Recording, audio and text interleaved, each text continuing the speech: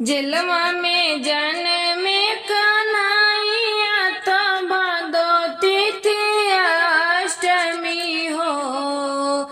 जेलवा में जन्मे कन्हैया तो भादो तिथिया अष्टमी हो। ये ललना रोहिणी ना छत्र बुधवार दिन कालिया धीरतिया में हो। ललना रोहिणी ना छत्र बुधवार दिन कालिया धीरतिया में हो। जेलवा में जन्मे कन्हैया तो भादो तिथिया अष्टमी हो। ललना रोहिणी ना छत्र बुधवार दिन कालिया धीरतिया में हो। ये ललना रोहिणी ना छत्र बुधवार दिन कालिया धीरतिया में हो।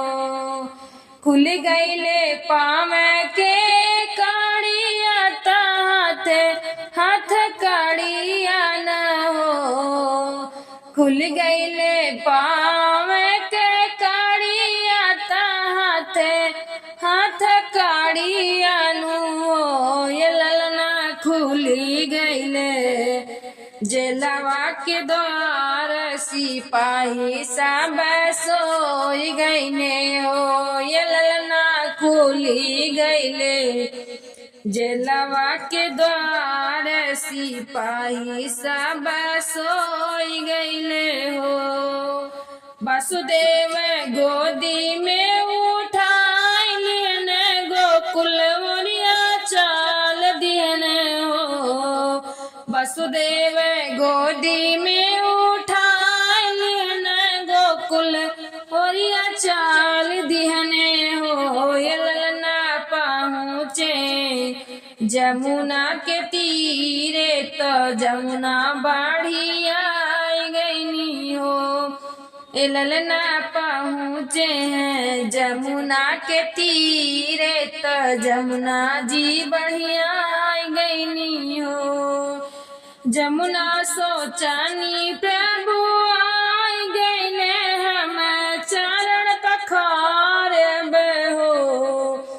जमुना जी सोचनी प्रभु आई गईले हम चरण पखार हो। ये ललना दे दिहनी पल भर मेरा ही आता धोई के चरनियन हो।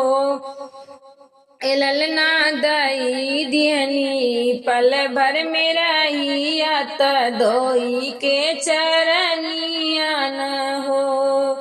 गोकुला में पहुँचे कन्हैया मगन नंदरनियन हो। गोकुला में पहुँचे कन्हैया मगन नंदरनियन हो। ये ललना घरे घरे बाजले बधाइया महल उठे सोहर हो।